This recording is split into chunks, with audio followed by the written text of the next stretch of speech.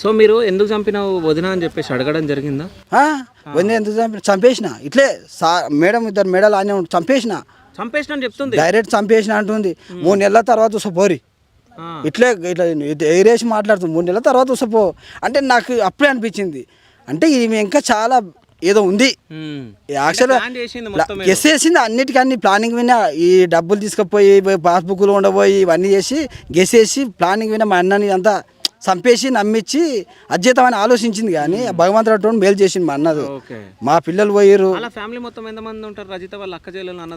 అంటే ఇవ్వలేరు అంటే అలా సొంతం వాళ్ళ పెద్దమ్మ పిల్లలు వాళ్ళు ఉంటారు కదన్న, వాళ్ళు ఉంటారు. కానీ మీకు ఇవ్వలేరు పెంచుకున్నా ఎవరు లేకుండా ఇంత మంచి ఫ్యామిలీ దొరికినప్పుడు మంచిగా ఉండకుండా మీతో ఎట్లుంటుండే మర్దిగా మీరు చెప్పండి మీ వదిన గురించి. మా వదిన మంచిగా ఉన్నదన్న.